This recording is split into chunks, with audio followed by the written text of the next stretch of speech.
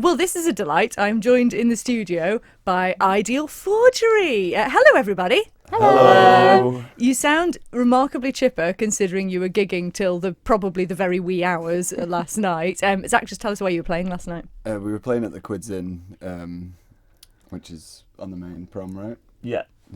Yeah, and how did it go? It was fantastic, especially for a Thursday night as well. It was just great. All the people, we were welcomed in such a lovely fashion. It was, fantastic. Probably welcomed a little bit too well. And Andy, we love you, but we're also slightly cursing you this morning. Thanks, The room was delicious. So, have you played on the Isle of Man before? So Pete's obviously a local lad. But as but Ideal Forgery, have you I've played? never been there, no. Okay, so as Zach just hinted at there, Pete with us, Pete Mitchell, who a lot of you listening will know already. But Pete, this band of yours, because I know you're involved in lots of different things, but this group, Ideal Forgery, not on the Isle of Man, based in Manchester, is that right? Yeah, that's right. Yeah. So how did you all get together? Well, are you trying to remember that answer? Yeah, yeah. We all kind of joined the band at different times, so there's been quite a few different, I guess, lineups of the bands. Yeah. So who started it? Who's like the core? Is it you, Zach? So initially it was just, I started out just playing on my own, and then as time went by, that sounds so lonely. It was very lonely.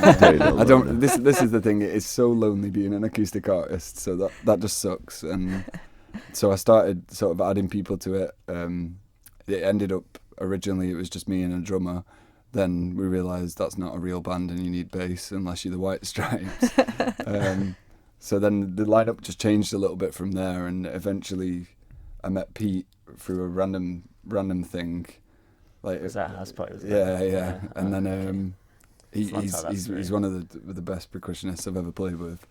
So I'd kind of settled on I'm keeping him, and then we met Polly via Pete because it was another house party. It was a lot of house parties at the time, and Polly was fantastic as well. I've just kind of, and then George. Well, I played with Pete on a gig like years ago, and then you just kind of messaged me out of the blue because there was like a problem with like your old bassist, wasn't there? Oh yeah, so he bailed on like one of our biggest gigs. We didn't have a bassist, and George came and filled in. And was awesome. He just hung around. Yeah, we couldn't get rid of him after that. Yeah, no, they couldn't. They tried the best. Yeah. I love the fact that you can absolutely identify George as the bassist when he opens his mouth. Yeah. There's nothing about this guy that isn't bass. Yeah. I know, it's just brilliant. He embodies it. All about the bass. And now, Polly, we have to come to you because cello is not the first instrument you would necessarily think of to put in a sort of pop rock group environment, so an indie alternative group. So how does it sort of work with you then? Well, it really adds a versatility to the group, I think, because I'm definitely biased, but because we do like an acoustic vibe where you would expect to hear strings and nice cello folky kind of lines, but then since we lost our lead guitarist, I've plugged myself into like a distortion pedal and I shred a little bit and do some cool lead guitar-y type stuff. Yeah. You shred on a cello. Yeah. That is the Rock and roll. coolest thing ever. It is. Are there any groups that you listen to that sort of have that similar sort of sound then? Oh, I don't know. I think we kind of got lucky with this. Like, yeah, I can't believe no one's ever thought of it before. It was a lot of accidental discovery when we first started doing it, because a lot of experimentation, wasn't it? Really? Yeah. And when we did, we were kind of like, whoa, this is like, because Polly is a massively accomplished cellist as is. So when it came to, because I think a lot of people would probably have attempted it and sort of backed out, because when we first started, you hated the sounds that were coming out. It's not the sort of sound you're used to coming out of your instrument. It was hard to control. It was a wild beast when you were first distortion cello. It's like a beautiful mistake, wasn't it? Really. Yeah. But then nowadays, when we kind of first showcased it, because people were kind of a little bit worried that, because our sound was kind of edging towards the heavier end of our genre, without the lead guitar, it was kind of, I think people were a little worried that we were going to go to the opposite end of the spectrum and just have to tone everything down and go really too chilled out to an extent. But Polly just picked up all of the slack and more, and If anything, I think we've got heavier. Yeah. Which is we crazy. I mean, our Yeah. lead guitarist Mikey, we're still friends and everything. He came to our first gig where we showcased it, and he just sat there and was like mind blown by the fact that Polly had just stolen all of his lead riffs. Does he now want to play cello? Yeah, that'd be cool. She's made him rethink his life. Well, I think now's probably a good time for people to hear the sound that you have. And so excited to say we are going to have some session tracks from you. But first of all, let's hear a piece of music of yours that is recorded that maybe sort of showcases that sort of cello sound. So what shall we hear first from you all? Chase the Light. Yeah. So this is the single, and this is the one we have been playing. It's a fantastic piece of music. This we'll speak to you after the song to find out more about it, because I think lyrically it's really interesting. Really good video for it as well. But this is Ideal Forgery and Chase. So that was Ideal Forgery and Chase the Light. Fantastic single. And Zach, I'm going to come to you on the back of that, because one of the things that you talk about with your music is the fact that you really want to try and sort of relate and communicate to your fan base, and your songs are really raw, really emotional. I mean, that song in particular, when you listen to it, the lyrics are really powerful. The video, really powerful imagery in there. It's it's quite graphic at times, but it really sort of packs a punch. So tell us a bit about that song. So I think generally as well, like to look at the way that we do this, I've always said that I can't sit and I couldn't just churn out pop songs when we're writing. Like I can't sit there and just write rhyming words. It doesn't work for me. I have to be in a certain mood and feel something to write the song, because otherwise I feel like it's just there's not really much point in it. But that particular, this is why I'm a miserable guy. So I guess a lot of our stuff is kind of on that end of the spectrum. But with Chase the Light, it was the turning point for the band, really, with everything that we were talking about earlier, with the guitarist and the lineup changing and everything. There was a lot of stuff going on in my personal life at the time when we were doing this writing session, and there's different angles you can look at the song meaning wise, and I think other people to listen to it would take their own sort of explanation of what it's about, and I like that. I like the fact that people can relate in their own way. And my thing with it was that, I mean, the literal Chase the Light was the fact that no matter what was going wrong, there was a positive message behind it, which was no matter what was going wrong, just keep going with it. And like the guys that I play with, the rest of the band, these are always sort of a constant for me, no matter what's going terribly bad or whatever else, that they're always a constant. So it's one of those where, you just kind of crack on with it. I'm getting emotional. Oh, but that is so lovely, and I think, Pete, that really is reflected in the video, isn't it? Because you've got quite a few scenes where your bandmates are there with you and sort of pulling you out of situations. Even that last sort of image with the sea, where they're like lifting you out of the water, is really powerful. Well, we were heavily involved. We had Pete Tomkeys, who's a director from Manchester. He was doing a lot of the directing for the film, but we were heavily involved in the I think it was mainly me and Pete sat down together and wrote the sort of script for the video. We were inspired by, do you know the new Childish Gambino video? Yes, the American one. Yeah, so because we saw that come out and we were like, okay, so if he's going to go that far with it, then we just thought there's no limit now to how far you can go with the video. Because a weird one was that, so my dad watched it and my dad got upset watching it, because the words are quite nonchalant with it, like the lyrics are about like whatever, let's just get on with stuff. But the video was kind of my underlying feelings with it, so I'm dead happy with what they did with it. Axel Wolstenholme and Pete Tomkeys were the main guys on it, and I think they encapsulated what I was trying to put across with that really well. And have you had people sort of come up to you and say that they've seen it and it affected them in some way? Yeah, I absolutely love the fact that as soon as we released it, we got so many messages from people like picking it apart and trying to analyze what was happening with it and stuff, and was going, I really like this bit because it touched me in a certain way. Like this was great. Yeah, because we basically approached Pete and Axel with and we said we've got 1 month to do this before the single launch, and they both laughed in our faces. So that's not going to happen. And so basically we did a lot of it on the fly. So a lot of this hidden metaphors are a happy accident, and the director was really funny. He was just if we just put in as much things that could be a reference to something, then people will just read into it like that, and it pulled off. Yeah. Shouldn't tell people that. I remember I was adamant that it wasn't going to work. I was like, this is not going to work. We've got a month to do it. We had hardly any time to record it all, and it looks brilliant. I can't say enough. Pete, you did a lot of the heavy lifting with organising and stuff, and I thought it worked really well. I think this is another thing that I love about what we do as a group, is that we never we never just sort of sit back and go, oh, let's let somebody do this for us. We love every aspect of what we put out.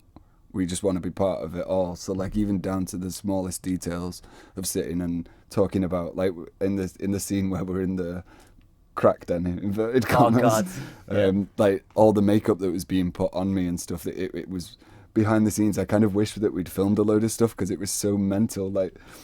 I've got Polly coming over rubbing tea bags on my face and stuff like that, going, this will make you look great. The makeup department consisted of us just messing about and doing weird things. And Debbie as well. Debbie Debbie. Oh, Debbie, yeah. She's the dark horse she's of a the whole. magician. Yeah, she she's was amazing. mental with that. Yeah. She had she made the paramedics costume, and we did it with almost no budget as well, which was absolutely £23. Yeah, it cost us 23 Wow. quid to make the entire. and But people's it's such goodwill. a professional video that it's I've really been very good. lucky. The guy that did all of the camera work, Axel. Me and him, he's one of my oldest friends. We used to skateboard together when we were little kids, and then I lost touch with him for years and years. And then as grown men, we kind of met up again, and I was the front man of this band, and he was having his own film company, and it just kind of slotted together. And I was like, mate, we can do some stuff. We can make here. some beautiful magic together. but yeah, because I've never met anyone. I don't like working with people that don't sort of share our kind of mantra with it, which is to put yourself into it, not just do the give job, your all kind of thing. Feel the job. Yeah. And he will find the shots that no one else can. That no one else will. I love that. Don't just do the job, feel the job. He came What a into great the line. sea with you with his phone. Yeah, and he was literally in the sea, kind of half drowning you and half do you know what I love? Right, so that in the video, that shot of me in the water is we probably used about 3 seconds of it, and that was 45 minutes of me pretending to drown. But the last half an hour of it was pretty much me just drowning because I was exhausted. I was wearing full clothes, and you don't realise how heavy that is when you're under the water. I was wearing a denim jacket, and it just weighed me down entirely. These guys know because they had to pull you out at the end. Yeah. They know they were exactly still on how the heavy beach it was. running about. We only just pulled up. We didn't even go in. We just paddled, pulled yeah. up our trouser legs and we're like, right, let's go to the sea then. So there was a point where Axel goes, right, I'm going to hold on to the front of your jacket and I'm going to put you under the waves. He's like, just say something and tap my arm if you need me to stop.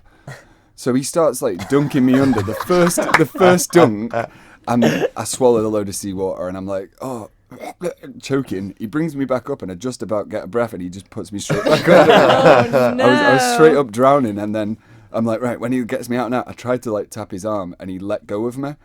And I just sunk to the bottom of the water, and I'm just I can't get up. Suffering for your art in a really extreme way. Don't try this at home, kids, Yeah, but obviously. our feet got wet and it was quite cold. Yeah. So, Oh, remember, you poor thing, Yeah. George. You In poor the wind thing. for half an hour. I know. we do work it quite like a family as well, because there was a point one of the funniest moments was me coming back to the shore and it being the bit where they're dragging us out and Pete and George bickering while I was lying there because I was shivering, I was shaking like mad, and George goes, "Stop being such a baby," to me. And I Pete was in goes, such a mood "You that wouldn't day. have lasted 5 minutes in the water doing what he was doing." They're just arguing. I'm trying not to laugh and keep a serious face on. All these little nuggets that you find out, that you don't see, like you say, on the video. It's just wonderful stuff. I was being such a baby that day. Well, listen, Polly, we're going to come to you and we're going to have you introduce another song. You mentioned one before called Single Heartbeat. Okay, so I think we're going to hear that now. Tell us a little bit about this one. Oh, I think this one's quite different for us. It's a different kind of vibe. I'd say it's a little bit poppy almost. Yeah. I'm looking at Zach because I don't want to say the wrong thing. Yeah, it's a bit poppy. When did we write this? It was a fairly recent one, I feel like. I think it was one of the first ones that we wrote while I was in the band. Yes. It's cool. It's kind of upbeat. It's less depressing, which is good. And yeah, it's a really fun song. You say less depressing. It I mean, sounds less the connotation, you cannot always find an underlying theme of death in With you, single Zach, song. always. Yeah. Well, this is Ideal Forgery and Single Heartbeat.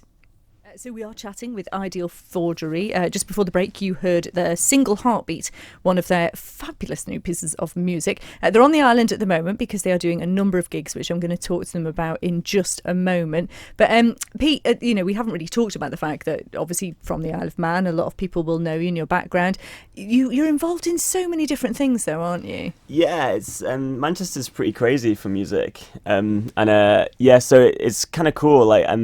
Well, I studied at the music college there as well, and I think that's where I met a lot of people. And then it's actually funny because you kind of go to music college and you get like music put in front of you the whole time you're there, and then played in orchestras, played in like loads of different things, and then after college was kind of when I met Zach actually, and it's really interesting because then it was like actually I started to do things what I was doing when I was a kid. So I had an originals band in the Isle of Man when I was 16, Macari, and and that was like a prog instrumental band, so it didn't go down very well here. But I don't know what my 16-year-old band was called. Go on. Nuclear Safari. That was a cool name. That is cool. It was that or No Pets in the Kitchen. That is a brilliant band Isn't name. it? It was. I might take that. Go for it. Yeah. Are you going to start your own band?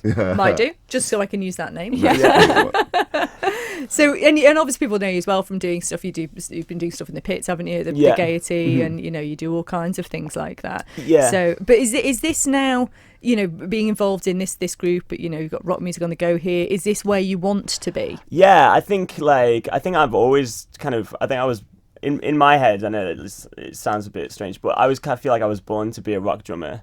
There's like a lot of different types of drummers in Manchester as well, and I think the rock drummer is dying out. Someone who just hits the drums pretty hard, and I'm gonna try and keep that torch going, which is just but also play percussion as well, so it's trying to mix in both like the stuff that you get taught by at college and stuff as well.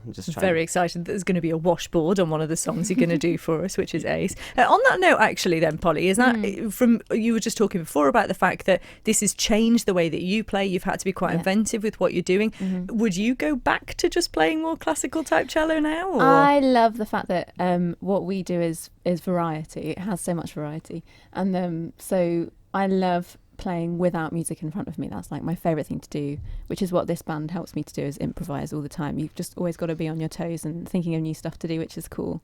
But I also love sitting down in a string quartet and playing some proper like meaty Beethoven, and I just love the variety. And I think also one informs the other. I think if I didn't play from music, I wouldn't have so many ideas to bring to the band, and vice versa. So, has it been a challenge for you, George, because having the bass and the cello at the same time? I mean, I think it's been more of a challenge for you, really, because there's not much I can do about it. It's just low end for me, isn't it? But for you, you've got to kind of figure out your way around it, don't you, Polly? Yeah. So it's definitely like a struggle trying to say out each other's ranges sort of thing. Not crowd each other. Or like making sure that like when we're doing lines and stuff, we're playing like when we're doing lines low end, like we're playing stuff which like fits real nicely together. Totally. But I think we work pretty well with that sort of stuff. Yeah, it's quite instinctive, isn't it? Yeah. We spend a lot of time in our rehearsal studio working on that kind of stuff. Like the songs, I feel that when we write a song and when we have a new idea, that portion of it comes quite naturally to us. Like we just kind of, I'll come in with an idea and we'll play through it and it's already a song. everybody kind of just gels with each other really well like that. So most of our rehearsal time is spent ironing out those little things. Yeah, like structures. the bits where we will bump into each other structurally. We just sort of spend all the time figuring that out. So it's always exciting at the end of the day, isn't it? You know, you're keeping it fresh. And so tell me then, Zach, what are the ambitions for Ideal Forgery? Where do you see yourself in a few years' time? I see myself probably bailing on you all and doing my solo career. Get me where I need to be. And they carried you out of the sea and everything. I don't know. No, I'm kidding. I see myself doing exactly what we're doing now, but just hopefully in front of bigger masses. I don't want to change what we're doing. We like I say, we went Quids In last night, and we'd have given the same performance at Quids In as we would if we were main stage Glastonbury. It doesn't make a difference to us. We play because we love to play. What about when you get back to the UK? What's happening for you all when you get back there? We're actually kind of writing at the moment. So we're doing lots of because we released this single, we want to try and then add, I guess, 3 more songs to kind of maybe make it into an EP. We've also applied this one will sound good. We also applied to go to Canada in January as well, to do like a residency thing, which is where you basically just go away for 3 weeks in the middle of the mountains and just write an album.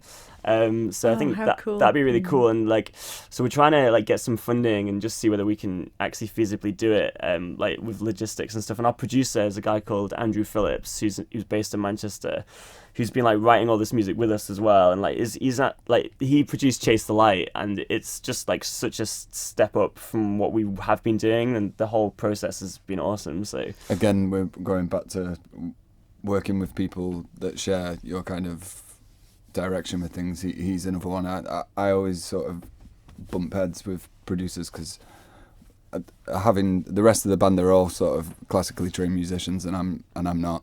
So my way of explaining sounds and music and the way that I want things to sound aren't technically termed in the right way. So I'll be like, I want it to sound like a gate that's being slammed into a watermelon, and most producers will just be like, right, that's ridiculous. Just tell me exactly where you want me to dial, and I can't do that. But Andy really sort of listens to my weird language and translates it into what we need it to be. He's like a wizard, isn't he? He's like a wizard of the recording world. I think it's really good to have outside opinions as well for your stuff, because I think when you're in a band and you're rehearsing these songs all the while, you kind of get in your own headspace about what the song should be, and sometimes it's just nice to have an outside opinion to tell you this could work better if we do it this way, and so on and so on, just because it's a different opinion from someone who's not more emotionally connected to the music. You know what I mean? It makes it very difficult because, like I say, being so invested emotionally in what I'm writing has the downside of if anybody else comes in to work on it, you have to have that level of trust with someone to go, you're not going to ruin my creation. So it's So Andy's the first one that I've opened my heart to. Well, there's clearly some really exciting times ahead for you all, and as I said, it's brilliant to have you on the island and have you back, Pete, as well.